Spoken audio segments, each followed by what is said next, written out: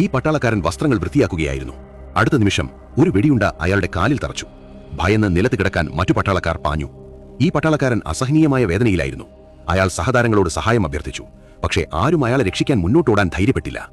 അടുത്തേക്ക് പോകാൻ ധൈര്യപ്പെടുന്ന ഏതൊരാളും ഉടൻ തന്നെ സ്നൈപ്പറുടെ ലക്ഷ്യമാകുമെന്ന് എല്ലാവർക്കും അറിയാമായിരുന്നു. സ്നൈപ്പറെ പുറത്തു കൊണ്ടുവരാൻ ലഫ്റ്റനന്റ് തന്റെ ഹെൽമറ്റ് ഊരിമാറ്റി തോക്ക് ബാരലിൽ തൂക്കി.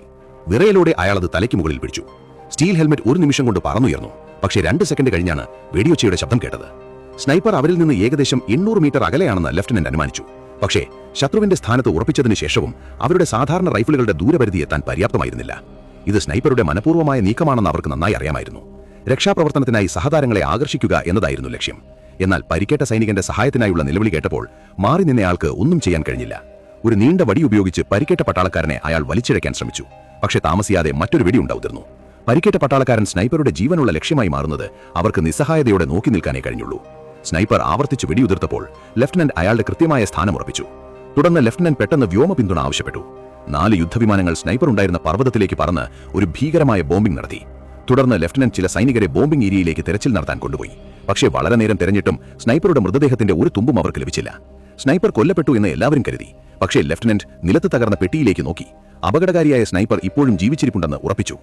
മറുവശത്ത് പിന്നിൽ നിന്നയാൾ പെട്ടെന്നൊരു രൂപം അതുവഴി വരുന്നത് കണ്ടു. അയാൾ ഉടനെ തന്റെ റൈഫിൾ എടുത്ത് ഒറ്റയ്ക്ക് പിന്തുടർന്നു. നിലത്തെ രക്തക്കറകൾ കൂടുതൽ വ്യക്തമായി കാണുന്നത് കണ്ടപ്പോൾ പരിക്കേറ്റ സ്നൈപ്പർ സമീപത്ത് ഒളിച്ചിരിക്കുകയാണെന്ന് അയാൾ നിഗമനിച്ചു. പക്ഷേ അയാൾ എഴുന്നേൽക്കാൻ കഴിയുന്നതിന് മുമ്പ് ഒരു തോക്ക് ബാരൽ തലയിൽ അമർന്നു. ആ മനുഷ്യന് ചിന്തിക്കാൻ സമയമില്ലായിരുന്നു. അയാൾ പെട്ടെന്ന് തിരിഞ്ഞു, ശത്രുവിന്റെ തോക്ക് തട്ടിയെടുത്ത് ശത്രുവിനെ നിലത്തെറിഞ്ഞു. എന്നിട്ട് തോക്കുയർത്തി ദേഷ്യത്തോടെ ശത്രുവിന് നേരെ ചൂണ്ടി. എന്നാൽ സ്നൈപ്പർ പതുക്കെ തല തിരിച്ചപ്പോൾ മുഴുവൻ സൈന്യത്തെയും ഭയപ്പെടുത്തിയ ശത്രു സ്നൈപ്പർ ഒരു പെൺകുട്ടിയായി മാറി. എന്തു ചെയ്യണമെന്നറിയാതെ ആ മനുഷ്യൻ സ്ഥലത്ത് തന്നെ മരവിച്ചുപോയി. ആവർത്തിച്ച് മടിച്ചതിനു ശേഷം ആ മനുഷ്യൻ അവസാനം തോക്ക് താഴ്വച്ചു. തന്റെ സഖാക്കളെ കൊന്ന ശത്രുവിനെ അയാൾ വ്യക്തിപരമായി ഉപേക്ഷിച്ചു. അടുത്ത ദിവസം ടീം ഒരു പെട്രോളിംഗ് ദൗത്യത്തിലായിരുന്നു. പെട്ടെന്ന് ഒരു വെടിയൊച്ച മുഴങ്ങി. എല്ലാ സൈനികരും പെട്ടെന്ന് ഒളിച്ചു. നിർഭാഗ്യവശാൽ ഒരു സൈനികന് വെടിയേറ്റു. തൊട്ടുപിന്നാലെ മറ്റൊരു വെടിയും.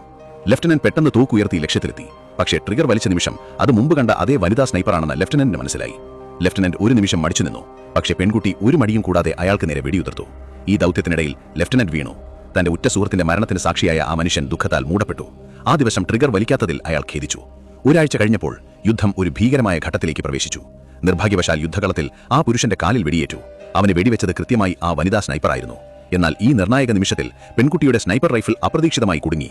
ശേഷം അവൾ തന്റെ സൈനിക കത്തി പുറത്തെടുത്ത് ആ പുരുഷന് നേരെ ചാടി വീഴുന്നത് അലറി. കഠിനമായ പോരാട്ടത്തിന് ശേഷം ആ പുരുഷൻ വനിതാ സ്നൈപ്പറെ നിലത്ത് തറച്ചു.